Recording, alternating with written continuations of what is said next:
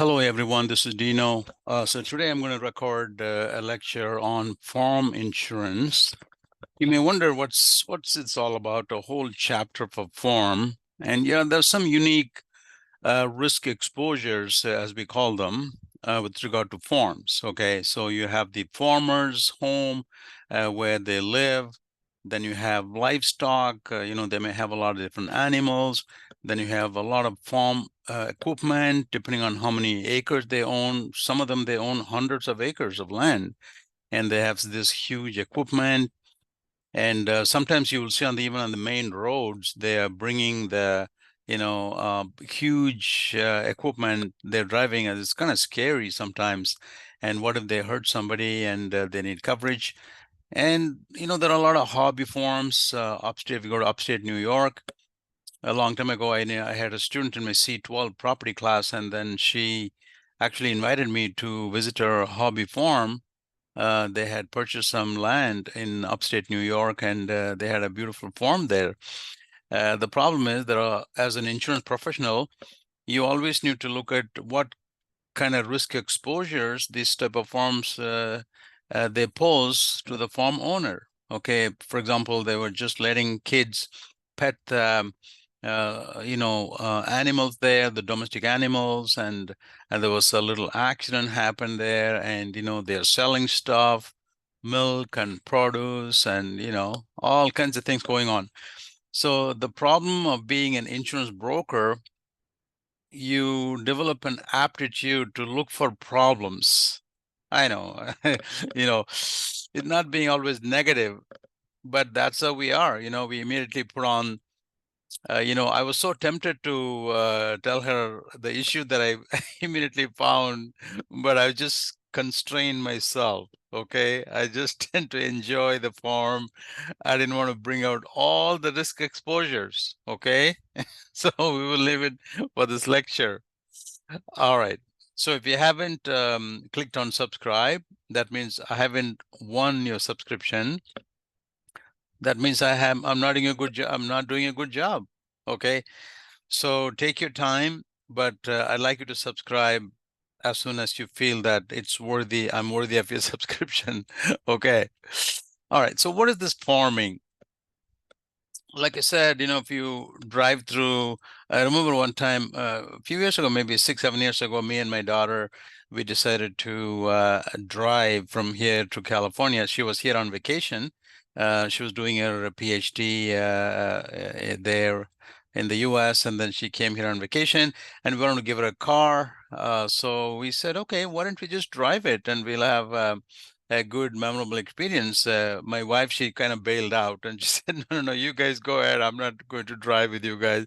It took 3 days and 3 nights, 2 nights and 3 days to reach from here to California.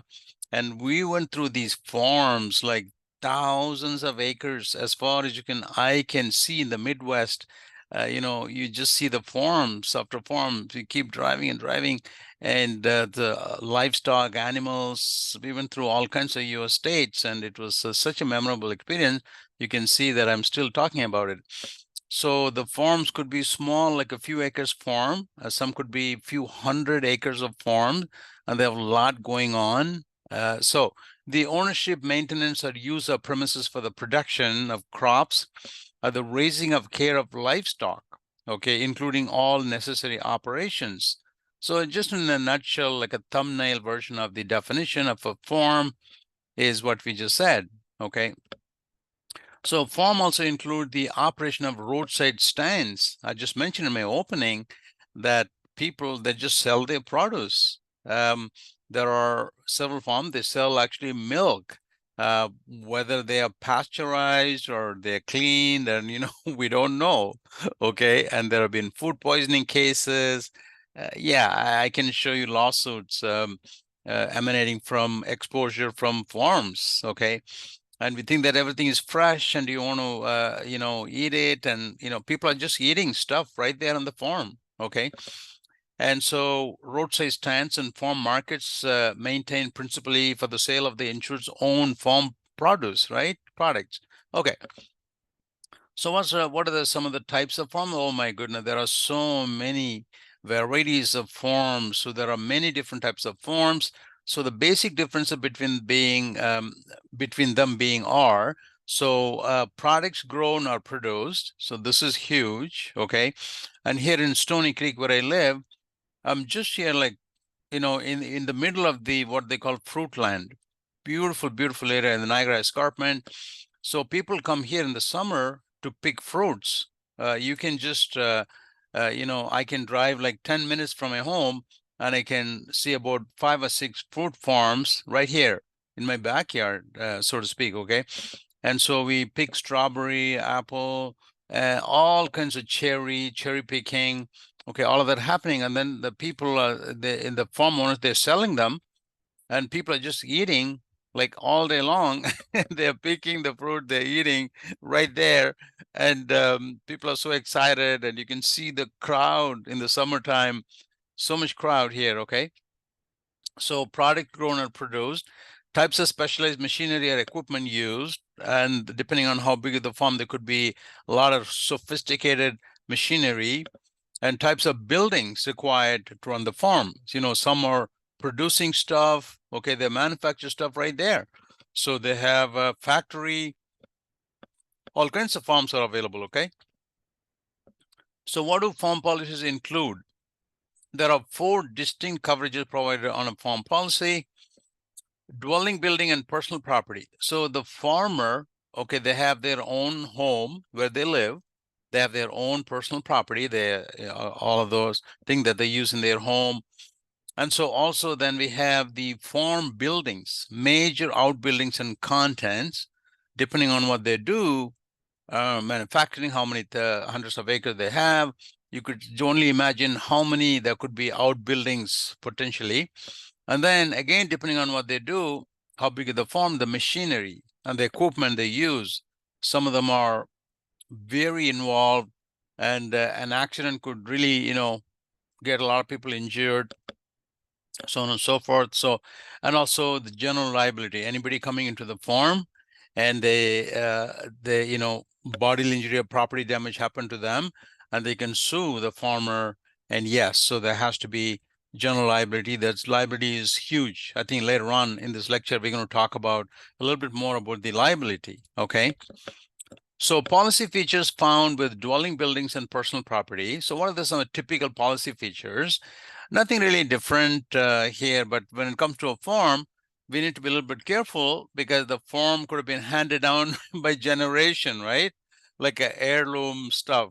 So maybe the great grandparent, they handed down the farm, and so your client is using the same farm, and there could be some old stuff there, they haven't updated, because farms by definition, you think of like old stuff. Okay. So coverage is available on blanket or schedule basis, meaning that you can, if this small farm, like a hobby farm or something, you can actually look at everything, the dwelling where the farmer lives, and then they have the outbuilding, the other building related to the farming, they're storing equipment and all the equipment. You can put them all together and you can probably make an estimation, and you can give a blanket quote. Okay. Or if the farmer is very involved, they have lots of different things going on there, then you can schedule different equipment, different buildings. Maybe they're producing 2, 3, 4, 5 products, okay, and they're selling them, and the companies are coming and purchasing them. There's one farm we have right in our backyard, the jam factory. Okay, it's called E.D. Smith. It's I think it's like more than 100 years old. It's a huge farm, and there's a lot of things going on. It's a big factory, and a lot of people are working there. And if you go to any grocery store, you will find the E.D. Smith jam. Okay, and so it's a very famous product here in Stony Creek in the Fruitland. So they have a lot of exposures. Okay, there's a whole manufacturing process going on there. Then also co-insurance clauses is applicable. So I know we talked about co-insurance. I produced a short video just on co-insurance. Just check it out. I think it's along with the Rebo lectures we did. So one of them is a co-insurance. Basically what it is, let's say a broker went to a farm and they estimated the dwelling of the farmer all the outbuildings and the buildings used for farming purposes and the equipment and all the exposures. Okay. And then they calculated, okay, Mr. Farmer, you need $100 million worth of coverage, liability, property, and everything put together for everything that you have. And the farmer says, look, that's too much. So I'll buy 50% of that. Okay. So 50%. And so the broker says, look, that's too less. Okay. A significant loss that could wipe out everything is still possible. Okay. So then the broker is saying, okay, how about you buy at least for 80%? So why do you say 80%? Because that's typical co-insurance clause in many commercial policies. It'll ask the insured to buy at least 80%. So, it's kind of the premium is fair. We are collecting in a premium, and also a total loss is still possible, right? It may not be probable, but it's still possible, right? But then the customer says, the farm owner, no, I'm not going to buy for 80%. Okay, I'm only going to buy for 50%. And if you don't agree to that, I'll take my business elsewhere. And your broker say that, okay, I will, I don't want to lose you as a client. I will give you a policy for 50%, but I want you to know, if and when you make a claim, we're not going to pay you the full claim amount. Okay, because we're going to look at how much we asked you to purchase minimum, which is 80%, and how much you actually purchased. So you're saying that 50%. Then how much you're asking. Let's say a loss of like 20,000 you're claiming. So we're going to use this little formula, and then we're going to calculate how much you're going to pay. If you're claiming for 20,000, it'll be probably like $15,000 or $14,000. Is that okay with you? So that is what the co-insurance is. So the farmer in my example, technically he or she becomes a co-insured, a co-insurer, I should say, a co-insurer, because they want to be responsible for 50% of the risk. They want the insurance company only to give them, protect them 50%. So they are, in fact, that's where the word co-insurance came from that. The fact that the customer wants to be a co-insurer, okay? So the clause is usually applicable to farms and commercial. We have a lot of commercial clients with co-insurance is allowed. Okay, they don't want to insure for 100% or even 80%, and the co-insurance penalty that I just explained. Okay, so for farm, they are definitely co-insurance is allowed. Replacement cost coverage available based on the following eligibility. So why we have eligibility for replacement cost? Because replacement cost is usually we will not usually, we will not deduct for depreciation. So if something is destroyed, we will try to repair it or rebuild it, or if that's not possible, we'll replace it with new stuff. No depreciation allowed. So where we have the depreciation allowed is called actual cash value. Actual cash value meaning that technically insurance related actual cash value meaning how much the stuff the customer paid for when they purchased it. Let's say you installed your roof in your home. You spend $15,000 and it's been 20 years. Okay, and the roof is now destroyed. If your policy is based on actual cash value, how much is that roof worth today? Maybe like $2,000 or $3,000. It's been like 15, 20 years now, and the roof is destroyed by a windstorm and a tree fell on your roof. And if your policy based on actual cash value, they will look at how much that roof is worth today, not how much you spent like 20 years ago. And that's called actual cash value. But replacement cost is different. Go back to the roof example. If a tree falls down, it's been 20 years, the roof is in a very bad shape, it's not worth much, but still, the insurance company will come and it replace the brand new roof. No depreciation allowed. That's why there are some eligibility criteria the client has to meet. Okay. So the dwelling must be less than 15 years old to be eligible for replacement cost. Constructed principally of new material. So it shouldn't be like a handed down by generations. The thing is just falling apart. Okay. Okay. So you may get actual cash value for that, right? Which will be pretty much nothing. Okay. And especially in a farm, you go to a farm, you see a lot of things are very old, they're big warehouse and everything, they're falling apart. Okay. So replacement cost is not, they're not eligible for that. Dwelling must have been constructed on a permanent foundation. Okay, this is not some like a mobile home or something. You park it somewhere and then you skirt it, okay, and then tie down and everything, and then it's not a permanent foundation. So permanent foundation should be even modular homes. They are prefabricated in factories, but then they are installed on a permanent foundation. Okay, they're not being moved later on. So that's what they're talking about here. So it's solid.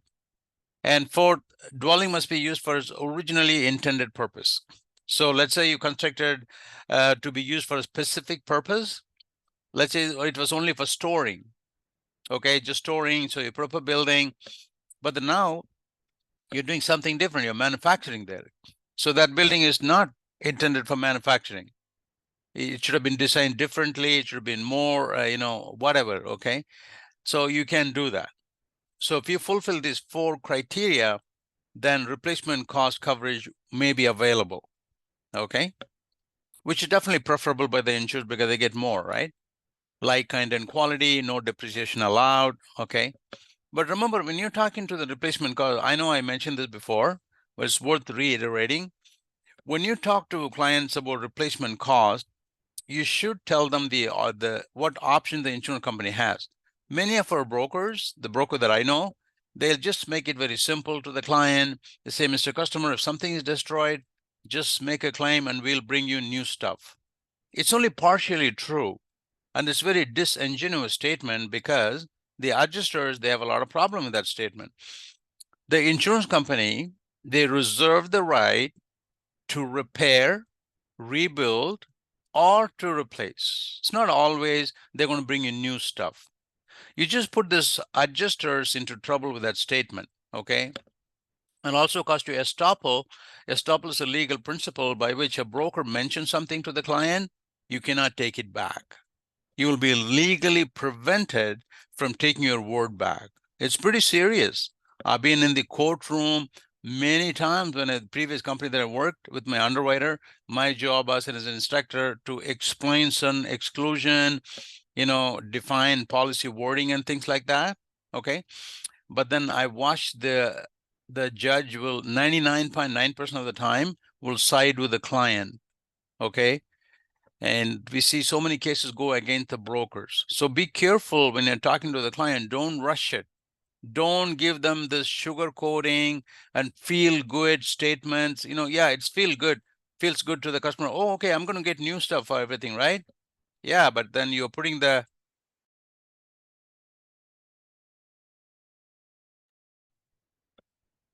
insurance company adjuster into trouble there. Anyway, I don't want to digress too much here. We're talking about the replacement cost in the previous slide here, so here. Okay. Now, what is this deferred loss settlement clause? It's a pretty interesting one. It's very unique to farm policies. So it's designed to avoid paying the full amount of insurance purchased when outbuildings are not replaced after loss. Because in some cases, the customer, we have investigated, the customer actually destroyed some buildings just to get the full payout, even though part of the building was still intact. Okay, this has happened. And this is why the insurance company, they started the deferred means to delay it, to defer. Okay, that's all it is. To delay the loss settlement clause, that means insured shall receive an initial payment of not more than 50% of the amount. Okay, so then payable at the time of loss. So as soon as the loss happened, insured made a claim, so we went and investigated it. Okay, so we're going to pay only 50%. The remaining 50% is payable plus interest if the building is repaired or replaced with a building designed for the same purpose. Okay, so we already mentioned that before. It should be for the same purpose.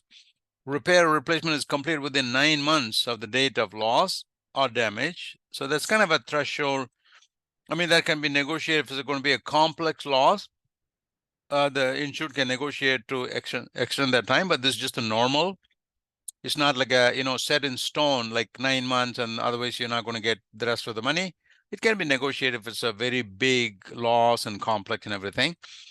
And then also building insured is repaired or replaced within 200 feet of the destroyed building. It shouldn't be somewhere near the beach or something, So somewhere they have a piece of land. No, that's not going to be acceptable to the client. It should be within the vicinity, the same place or the vicinity. Okay, the new building should be constructed. So 50% will be deferred, it'll be delayed, and it'll be paid provided they fulfill this criteria. Okay. The fire department charges, it's kind of rare, but it'll come in handy. Basically, what it is, most Canadian cities and towns, they fund fire department through their municipal budgets because you pay taxes. Every time residents pay their property taxes, they are automatically covered the cost of the firefighter salaries, equipment, and fuel should a fire break out at their home. However, in some municipalities, residents pay fees for fire service in addition to their property taxes. So it could be one reason that you may get a bill when you call the fire truck. And the second reason is if all the fire trucks are busy in your city and a neighboring city had to send you the fire truck, you may receive a bill from them. So this may be covered on the policy. So even the homeowners policy, they have a fire department charges, okay? And it'll be covered there. It's just a small, like $1,000, I think, okay? So policy features found in dwelling, building, and personal property, that's what we're going through here. Debris removal. The debris removal could become a headache because just look at the picture and the farm building is completely destroyed. It's going to take so much time to clear the mess, the debris from this loss, okay? Sometimes you don't have enough money for that, for the debris removal. So in the property policy, the homeowner's property policy, they allocate certain percentage. It's one of the additions to the coverage, debris removal, like 5 or 10%. So it's assured that you do have some money to, because sometimes it's a total loss. You don't have enough money. You just have money to pay the loss to reconstruct the building. Then how are you going to start reconstruction without clearing this mess, right? So it's so easy to construct something in an empty land, but now you have to, you have to fulfill the local bylaws and how you dispose of these things. And I'll just give you a little shock here. In one farm that we insured, the farm is like 150 years old. Okay, this is the problem with farms, right? Like handed down by generation, and then when the farm was destroyed, it's a total loss. And then we were trying to clear up the debris. We found asbestos. Oh my goodness. Then we had to call the government. The whole place was quarantined and it became such a mess. And this customer, they didn't have environmental impairment liability. We're going to talk about it in a little bit. Okay. And so we went through so much trouble convincing the government and so much extra money to pay. And the asbestos was banned just, I think, after the Second World War or something. And so anyway, what I'm saying is there has to be some money to remove the mess, okay? So reasonable expenses incurred in the removal of accumulated debris will be paid by the insurer when there is a loss or damage to insured property from an insured peril, because this is a farm, okay? So there is a coverage here. Only if there's any insurance remaining after the loss to the insured property has been paid. So the problem is, yes, reasonable expense incurred, but then if the whole insurance amount has been used up for the loss itself to rebuild the building, then there's no debris removal charges here. I mean, there's no money left there. It's only if there's any insurance remaining after the loss to the insured property has been paid. So, like I said, in the homeowners policy, we allocate, this is why we don't run into this problem, right? We allocate 5 or 10%, but it's not obviously available in the farm policy. So next thing we're going to do is to define who is typically insured on a farm, in a farm policy. So it's no surprise here. There's nothing could be very different here compared to like a homeowners, okay? The named insured, and if residents have the named insured household, for example, insured spouse, relatives, they're living there at the location, any person under the age of 21 in their care of the insured, you can see that there's really nothing different here. including foster children, exchange students, or other non-relatives, as long as they're living there, okay, in the farm with the insured. And also employees of the named insured while acting within the scope of their duties, of course, okay, including residence employees. These are like, they could be temporary or permanent residence employee or working there in the farm. Those whose duties are exclusively in connection with the maintenance or use of the residence premises and not involved in the business of farming. So they, they just categorize them. Though some are there, they're not working in the farm, but they're residence employee just to look after the dwelling of the insured. Maybe it could be a very elaborate dwelling. They need a permanent residence employee. The homeowners, we have the same coverage. Voluntary payment for residence employee. It's the same thing here. Then we also cover any volunteers. Okay, so I've been a volunteer in a few times through our church to go and do some work on a farm. Okay, just to help them out. It's fun, right? Usually it happens in the summertime, and you're sweating and you're having fun, and you're getting free food and free pizza. Why not? And it's fun. You be with people. So those who are paid for their work to perform farming duties, of course, these are paid employees. There could be a lot, depending on how big is the farm. Then persons engaged in the farm working in a neighborly exchange of assistance and is not obligated to pay any money. Yeah, so this happens from, people come and help out, and they're like a neighborhood. They have covenants, your neighborhood covenants, to help out, because one farmer, maybe they're not able to afford many employees to work, and so another farm, they are kind of rich, and they will come and they will help out their neighbor. Okay, so if something happened to them, they will be considered as persons insured. Okay, as long as they're working on this farm that is insured by your company. And volunteers, of course. So in the picture you see the volunteers, okay, and they come here to have fun and also help out the farmer, to tend the field, help them out a little bit, give them a hand, so to speak. And if one of them is hurt or something, yeah, there should be some coverage by the policy. Okay. So what are some of the liability exposures in a farm? So you can see now, we've been talking for now, I think like 45 minutes now already. You may have wondered, what is this all about farm? Okay. Maybe there's a couple of lambs, and goats or something running around. No, there's a lot going on. Look at this picture. Okay. So it's kind of scary, like the car behind this truck. I don't know if it's riding under the truck for fun or he's behind the truck. I'm just joking. Of course, he's behind the truck. Okay. So personal liability. Personal liability means the farmer, the owner of the farm, through their negligence, they could have started a fire. Okay. They could have caused something through negligence that caused somebody damage, like property damage or bodily injury. Okay.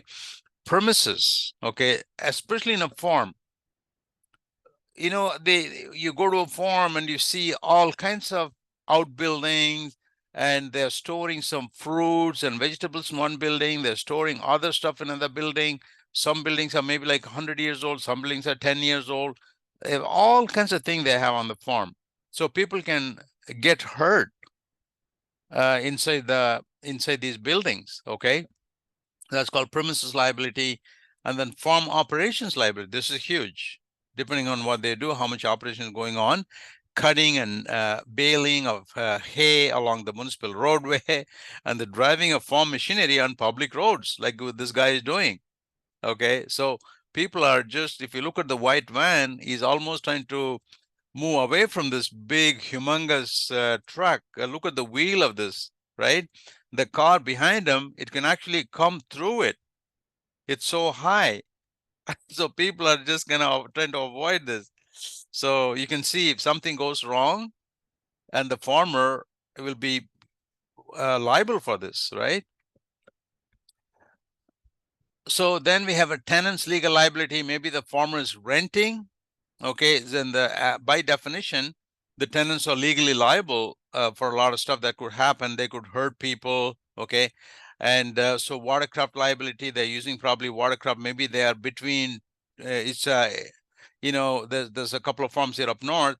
they are in the middle of a lake, okay, and they are, so you have to go through watercraft to reach the it's like an island. There are like hundreds of acres of farm there. It's a huge island, okay, and so yeah, you could hurt somebody with a watercraft that you're using, and you're transporting employees, okay, goods and services through watercraft to reach the island where you have a huge farm.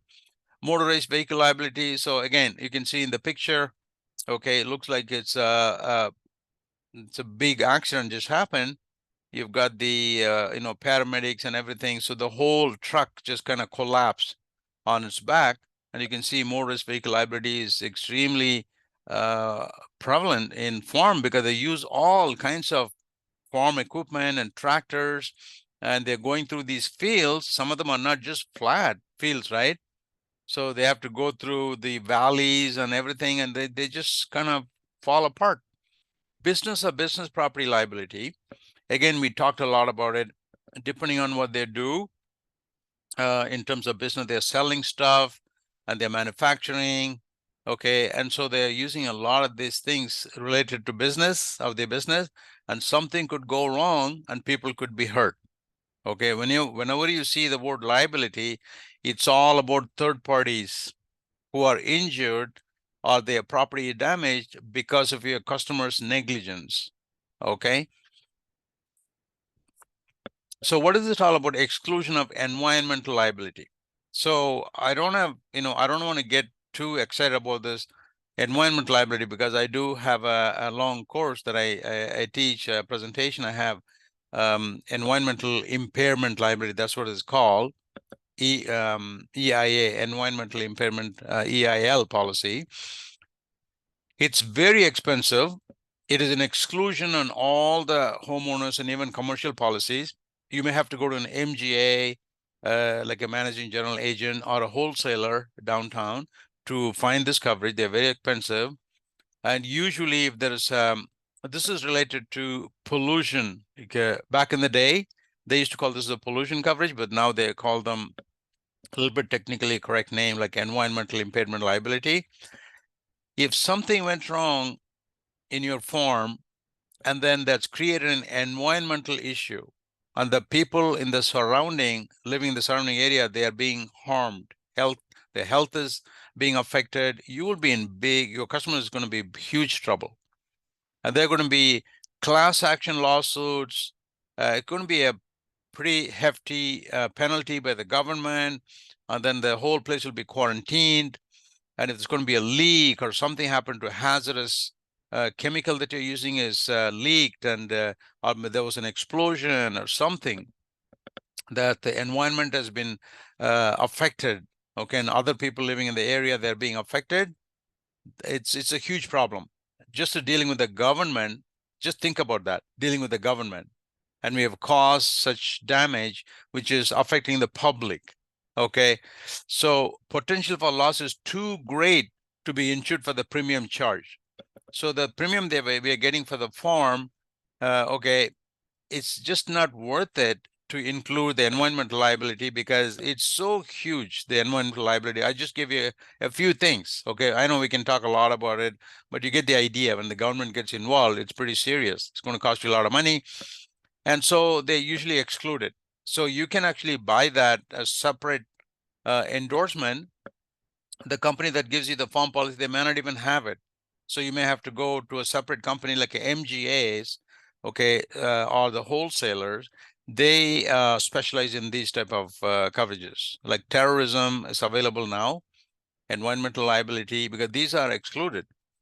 So smoke from grass fire originating on the insured premises could turn out to be a significant environmental liability. Let's say you're burning something like hay or something, and then the smoke is so much, it just engulfed the nearby villages or towns. And now people are complaining. Okay, they have emphysema, they have COPD, and they have lung issues or whatever it is. And then here you are just burning like 24/7. Like that's why I put pictures to show you what could be the impact. The air can drift, the snow can drift in the air and cause a lot of damage to the neighboring homes and people, right? and also losses due to vapors from hog, dairy, or poultry operations. Okay, so you can see just so much going on here with regard to environmental, and that's why the insurance industry conveniently and prudently they excluded it. Okay, look at this. I know you're going to like this picture. Okay, this is called crop dusting. This is one of the most dangerous that a farmer can do, because the crop dusting, by definition, it's environmentally extremely hazardous because it can travel depending on the wind, direction of the wind. And what is traveling? Dangerous chemical you're spraying to kill insects and bugs in your plants. And it could be, you could own like a 200 acres of farm. And can you imagine how many trips you have to make to cover all the areas with your farm dusting, and how much chemical is being sprayed into the air? Okay, so it's going to travel to the nearby villages and towns or whatever. Okay, and people, there have been a lot of lawsuits, class action lawsuits. So it can contaminate rivers, lakes, streams, and underground water sources from manure piles, chemical drift during spraying, or field crop chemical. So let's say you have a underground manure storage area, then that can actually leak out, uh, and then it can actually contaminate rivers, lakes, and streams. And the chemical drift from spraying of, the one I was just talking about, crop dusting. This is huge. You can just imagine this liability is just extremely dangerous. Contamination of land and water arising out of the disposal of empty farm chemical containers. So how do you dispose them? You know how many pharmaceutical companies they were caught over the decades, for in the middle of the night, they take their hazardous waste and they dump them somewhere in a river. Okay, empty the chemical containers, right? The waste, hazardous waste. So this is huge. You could be using in your farm hazardous chemicals. And all right, so now finally, we're going to talk a little bit about the underwriting farm insurance. So you already know a lot of these risk factors that are affecting farm insurance, right? So we gave a good idea. So before a policy can be issued, a completed application must be provided by the insured. It's not going to be done on the phone.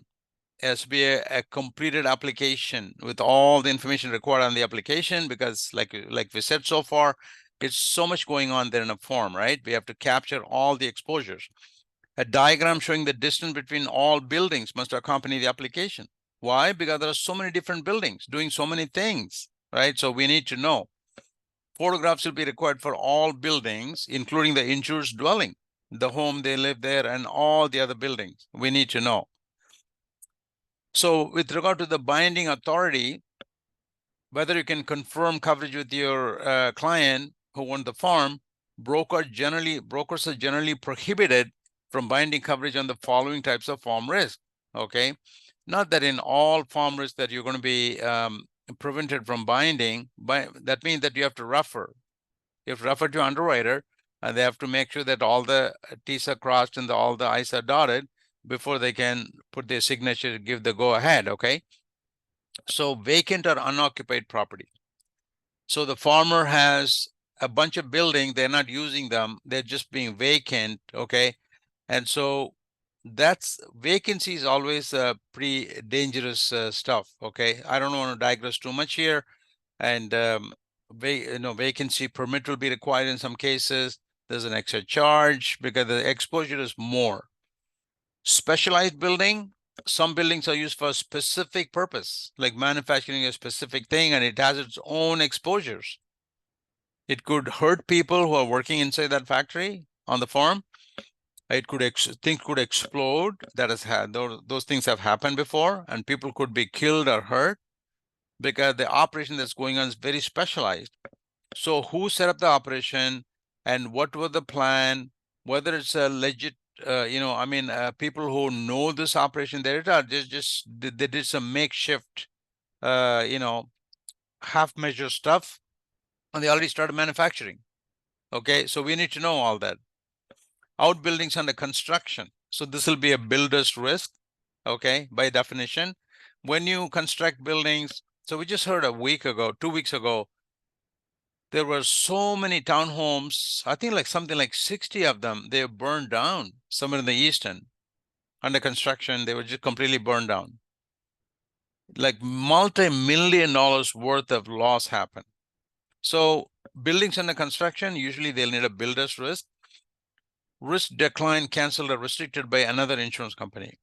So someone has come to you for a quote, they own a form, and then you notice through questioning or on the application that why did they go to, they went to another company, or maybe the existing company before they declined to renew the policy, or they were canceled. So we need to know why. Okay, you don't have any binding authority and say, oh, okay, don't worry about it. These things happen. No, no, no, no. You have to stop right there, and you have to refer that to your underwriter. Risk with the poor losses. So they have a very bad loss history, and that's not a good thing for us. We don't want to, carry the baggage by this insured from before the lot of losses. So why are the losses happening? Maybe they are just relying on insurance. They are not being proactive. They don't have any safety mechanism, a safety measure. They don't invest money to train their people or whatever it is. Okay, there has to be a reason why they are. I mean, also they will look at the industry at large, the same type of forms. What kind of losses happen in a year? And if this company, the person who come to you has got like double the amount of losses, it's a cause for concern. Okay. All right. So minimum premium, this is not always the case, but many form, they will have a minimum premium. Okay. This is just an example, 350 or 750 or whatever it is. Okay. Deductible depends on how big is the form. Okay. Usually at least 500, but it just depends. Okay. But there will be deductible. Then additional coverages. You can purchase additional coverages for agricultural produce. Why? Because you may be selling them to other like restaurants and things. So there could be food poisoning. Okay. Fertilizer and chemical floater. So you can actually buy floaters for them. They're not automatically covered. Livestock. So maybe you have like horses and cows and other things, and you have a lot of them. Okay. So they're not automatically covered on a farm. Okay. So you may have to get a rider with special insurance for that. So then farm business interruption insurance, like you see the fire in the farm. So this farm looks like going to be closed for a few months to fix everything. So your business is interrupted. Okay. So you need to have business interruption coverage. It's an extra coverage, not automatically included. Your loss of income, extra expenses to continue your farm. Maybe you have to go and rent out another farm. Maybe you have some customers buying your stuff and now you have to produce them. Extra expense. Okay. All of that can be purchased through what they call business interruption insurance. It's not automatically covered. The fire may be covered, will be covered by your property policy, the farm, but then any consequential loss, like loss of income, loss of your profit and everything, you have to get a business interruption insurance. Okay. Okay, my friends. So that's all it is. So I'm just going to upload it now in a few minutes. And the next chapter is one of my favorite, the automobile. So probably I may do this tomorrow or so. And then we have one more chapter, last chapter. So we have two more chapters for CABE to complete CABE 1. Okay. I think there are about totally 7 chapters. So I just took a look at it quickly. The next one is the automobile. And then the final one is, I think, it's all about Rebo Act. It looked like a short chapter. Okay. So I'll deal with them in the coming days. Thank you so much, everyone.